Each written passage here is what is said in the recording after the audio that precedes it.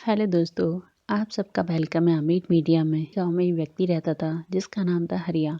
हरिया के पास थोड़ी सी ज़मीन थी जिस पर गन्ने की खेती करता। पूरे गांव में सबसे अच्छे एवं मीठे गन्ने उसी के खेत में होते, इसलिए उसके गन्ने बाजार में आसानी से बिक जाते। उसके 2 वक्त की भोजन का प्रबंध हो जाता। हरिया के दिन मज़े से कट रहे थे। छोटी सी झोपड़ी थी, दिन में खेत में काम करना और रात को चैन से सो जाना, यही हरिया की दिनचर्या थी। एक दिन रात को वह अपनी झोपड़ी की खिड़की में बैठा बाहर देख रहा था। उसे आकाश में कुछ चमकती हुई वस्तु दिखाई दी। उसने खास ध्यान नहीं दिया और सो गया। अगले दिन जब वह अपने खेत में गया, देखा कि उसकी गन्ने की फसल से कुछ गन्ने गायब हैं, कुछ इधर उधर बिखरे पड़े हैं। उसे समझ नहीं आया।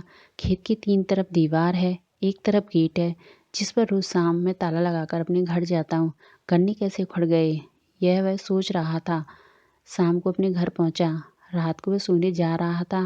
उसे आकाश में वह चमकती हुई वस्तु दिखाई दी। अब वह अपनी झोंपड़ी से बाहर आया और चमकती वस्तु का पीछा किया। वह वस्तु पास आते आते विशालकाय हाथी के रूप में बदल गई, जो कि सीधा हरिया के खेत में आकर उतरा। उसने कुछ गन्ने खाया, कुछ इधर उधर बिखेरे, अपने बड़े बड़े पंखों की सहायता से वापस उड़ गया। हरिया को डर से ज़्यादा आश्चर्य हुआ। कैसे हो सकता है, कोई हाथी पंखों की सहायता से कैसे उड़ सकता है। ऐसा सोचता हुआ वापस अपनी झोपड़ी में चला गया। अगले दिन वह अपने खेत पर नहीं गया, बल्कि रात को अपने खेत में जाकर छिप गया। कुछ देर बाद हाथी आकाश से उसके खेत में उतरा, मज़े से गन्ने खाने लगा। खाकर वह उड़ने ही वाला था। हरिया ने चुपके से उसकी पूंछ पकड़ ली। अब तो हरिया भी उस हाथी के साथ साथ आकाश में उड़ने लगा।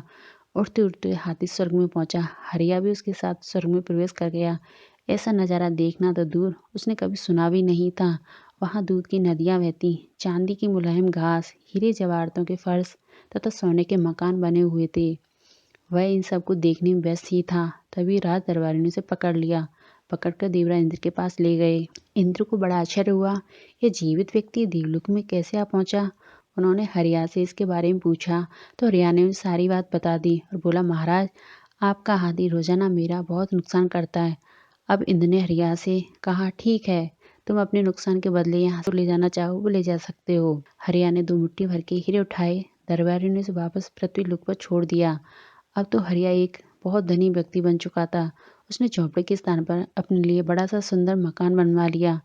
अपनी गन्ने की फसल के पहले से 10 गुना ज़्यादा बढ़ा लिया। यह सब देखकर गांव वालों को बड़ा आश्चर्य हुआ। उन्होंने हरिया से उसके बारे में पूछा तो हरिया ने सारी बात बता दी। गांव के कुछ लोगों ने तय किया कि हम अपने खेत में गन्ना उगाकर उस हाथी के नीचे बुलाएंगे। उसकी पूंछ पकड़कर देवलोक जाकर खूब सारा धन लाएंगे।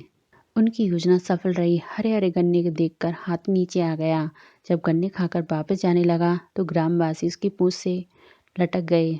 फिर क्या था, देखते देखते सबने उसकी पूंछ पकड़ ली। एक साथ हवा में उड़ने लगे। अब वे आपस में बातें करते हुए जा रहे थे। कोई कहता, मैं तो बोरी भर कर हीरे लाऊंगा। कोई कहता, मैं तो अपना घर बनवा लूंगा और वापस ही नहीं आऊंगा। सबसे आगे वाले ग्रामवासी चुप था। जब सारे लोगों ने उनसे पूछा, भाई क्या लेकर आओगे, अपने हाथों को छोड़कर इशारा करके बोला, मैं तो अपनी बाहों में भरकर सारे हीरे उठा लाऊंगा। उसका ऐसा करना था। हाथी की पूंछ हाथ से छूटने लगी और सारे ग्रामवासी धड़ाम से नीचे आकर गिर गए। वे बोले, कोई बात नहीं, जब फिर से हाथी आएगा तो फिर उसके साथ उड़ जाएंगे। यह बात इंद्र को पता चल गई। उनका हाथी पृथ्वी जाकर गन्ना खाता है। उन्होंने उसके लिए स्वर्ग में बड़े बड़े गन्ने के खेतों का प्रबंध कर दिया। अब हाथी की पृथ्वी पर आने की कोई ज़रूरत नहीं थी। इधर वह ग्रामवासी दिन प्रतिदिन हाथी की प्रतीक्षा करने लगे, किंतु हाथी अब क्यों आता। अब तो स्वर्ग में ही उसके मजे थे। इसीलिए तो कहते हैं, लालच बुरी बला है। अगर वो उससे ना पूछते, भाई क्या लेके आओगे, तो वो हाथ नहीं फैलाता और ना सब नीचे गिरते।